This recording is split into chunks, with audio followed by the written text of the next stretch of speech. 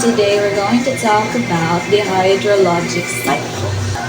So hydrologic cycle is just a water cycle. So it is a journey of the water that takes as it circulates from the land to the sky and back again. But what is water?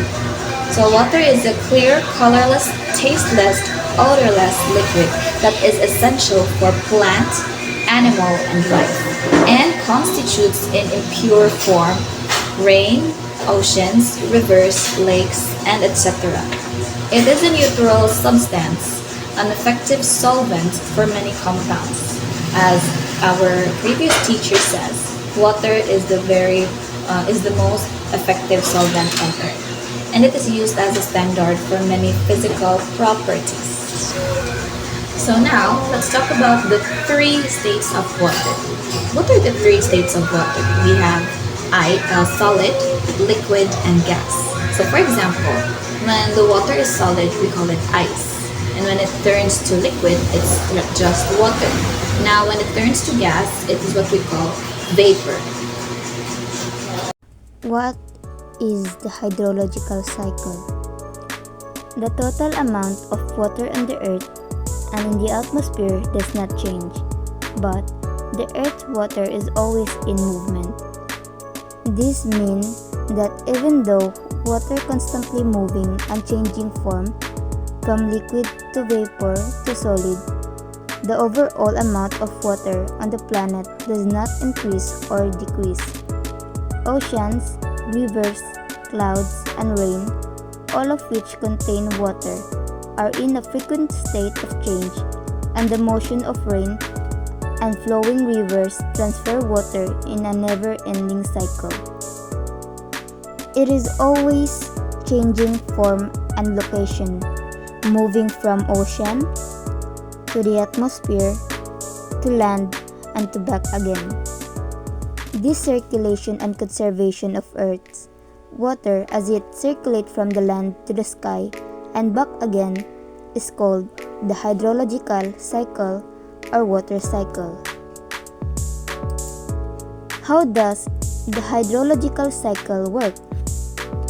Hydrological cycle or water cycle is a continuous process that shows how water moves around our planet.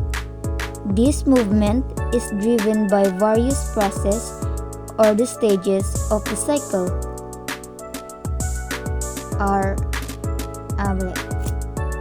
How does the hydrological cycle work?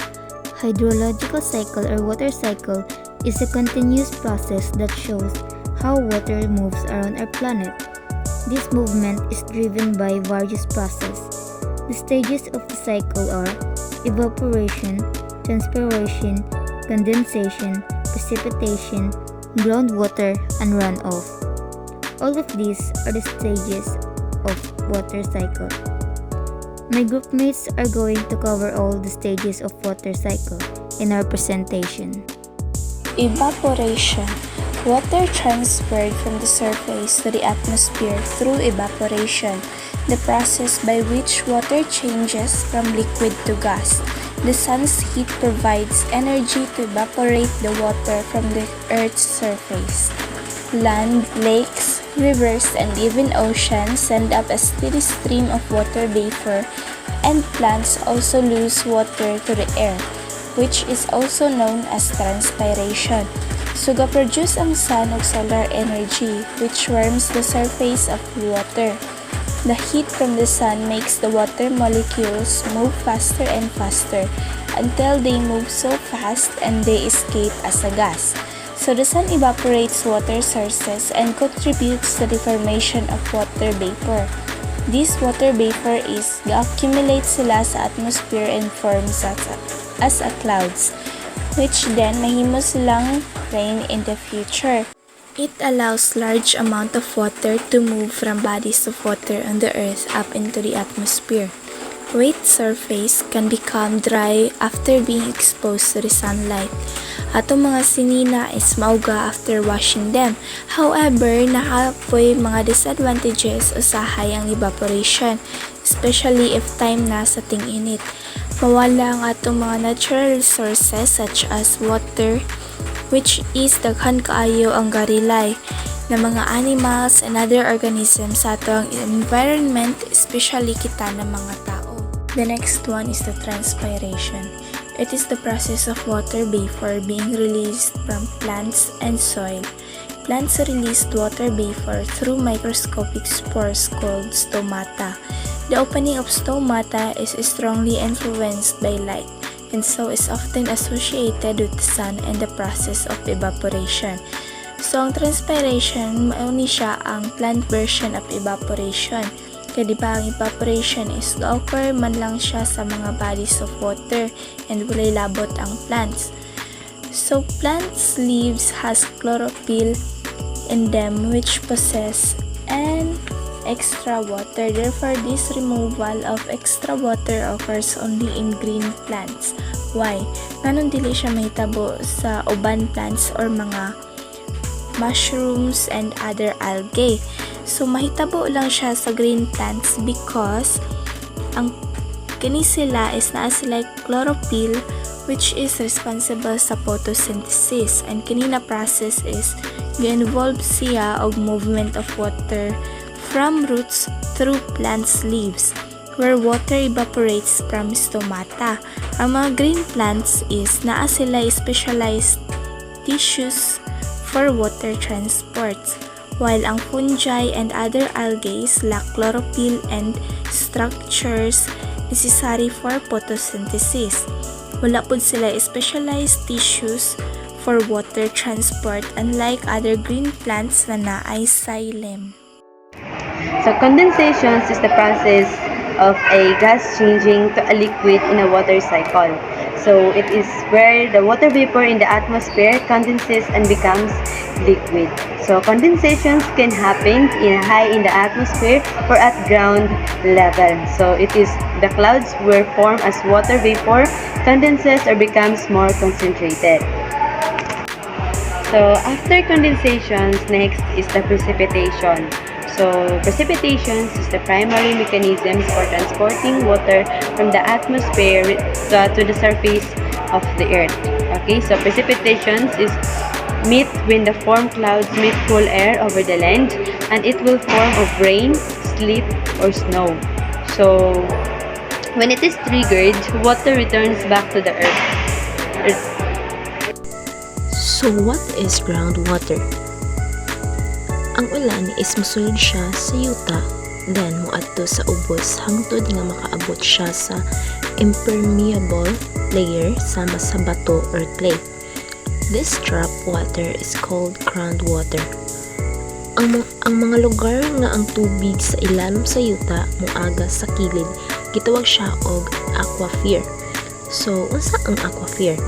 Ang mga aquifer is naglihok like sa mga reservoir sa ilalom sa yuta. Eventually, mag-release ni sila og tubig balik to the surface through lakes, rivers, and oceans. Groundwater is vital source ni siya sa fresh water for drinking, irrigation, and ecosystems. Next is runoff. Some of this runoff soaks into the ground nga nagpuno sa ilalim sa yuta. Ang nabilin nga tubig moagas siya sa mga rivers nga katapusan mobalik siya sa ocean. Ang kadaghanon sa tubig sa ilalim sa yuta makaapekto siya sa level sa tubig sa ilalim sa yuta nga mag-cause na dayon siya sa pagsaka or pag-ubos niini. When the ground is completely saturated or if ang yuta kay puno sa tubig, mubaha ni siya tungod kay wala nay laing kabutangan nga moadto ang tubig. So as we can see in the image, no, it showed that from the ocean or lake na nasa ito evaporation or transpiration, then umanan niya is ang condensation ag ang precipitation. So mo na siya ang cycle sa hydrologic cycle, no, from ocean or lake pa doon sa kuan na siya condensation, evaporation, precipitation hangtod sa magbalik-balik na din na siya. Then The simplest way to describe the water cycle, also known as the hydrologic cycle, is the continuous movement of water on above and below of the Earth's surface. Ano siya nung masabta na ito nga jud siya from sa atmosphere, no, sa ato atmosphere down na pud sa earth, sa surface sa earth, sa water, magbalik-balik ra jud na siya nga cycle, then which leads to changes in temperature and moisture level in atmosphere, oceans and land. The water is driven by solar energy and involves several stages including evaporation. Mao na siya nung pinaagi sa kainit, solar, sa sunlight, mag-evaporate siya.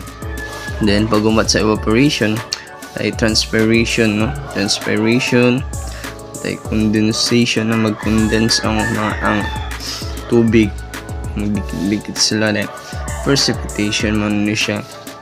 Then sa groundwater, no, sa precipitation, makita nato nga ang tubig nga napundo, mo go down siya diri sa earth, then hindi kung asa siya mo padulong, pwede siya diri sa land, pwede siya sa ocean or sa lake. Then these stages are connected and water can move from one stage to a next level to the next man siya, no? Eventually returning to oceans and bodies of waters where the cycle starts again. Matuging una ganina, mabalik sila kung asa sila gikan. Then what is our role, especially if we are a student of environmental science, no? What is our role? So as a benefactor of the water cycle, no, we can also benefit sa water cycle. Then we sometimes interfere with take advantage of the process in order to reach our own goals, whether it be for better, for worse. We human after the water cycle through activities such makita na maka-interfere ta sa water cycle. Then first is deforestation. Trees help regulate the water cycle by transferring water vapor into the atmosphere. Man siya nung kasagara sa mga gikan sa mga kahoy nga mga tubig mo evaporate na siya, mo na siya mag-help sa hydrologic cycle. Then if kana pa walay kahoy, deforestation reduce this natural process and increase runoff and evaporation. Mao na siya nung mahitabo ang atong mga pinatungod sa deforestation, no, na siya impact sa jud na siya sa tong water cycle. Ngayon kay reduce niya ang evapotranspiration. When we say evapotranspiration, no, mo ni siya ang the more nga fewer ang trees, no, gamay ang trees, less water vapor ang iyang release. Kay ang panlantanon natay interesting fact nga ang one mature tree can release up to 1,000 liters of water vapor, no, into the atmosphere daily na siya. No, mo na siya nga importante kaayo ang trees sa water cycle. Then it will decrease the groundwater recharge, no, kay wala na may kahoy, no? Trees roots help absorb and store water. Mao na siya, store siya water without them groundwater level decrease. Mao siya decrease kay wala na may mo-hold, no, mo-hold sa mga tubig. Then increase runoff without vegetation. Rainwater flows quickly into the river, causing flooding. Man siya nung rason nga nung kusog kayo ang flood ang uban na area nga dali ra kay bahaunon kay wala man sila mga kahoy, wala mo hold, no, soil erosion, no, na mga area nga tingalan na lang ka dali ra kay mo dahili ang iyang yuta kay walay kahoy nga mo hold sila sa yuta. Mao na siya, no. Then next is urbanization, no. When we say urbanization, changes the land cover and increase the amount of impermeable surface like asphalt and concrete, reducing the amount of water that infiltrates into the ground and increasing runoff. Ano siya, no? Nga urbanization mating ang kanang dili na basta-basta maka-evaporate ang ma-evaporate ng water kay maglisod naman siya og saka kay natabunan naman. Then agricultural practices mo siya, no, nga irrigation mo sila, for example, moves water from one location to another and change the amount and timing of water available for plants and animal mo na siya. Ginabag-o ang ilahang kuan, ang amount o ang water ang available for a plants and animal. Then that's for my part. Thank you. Water withdrawals.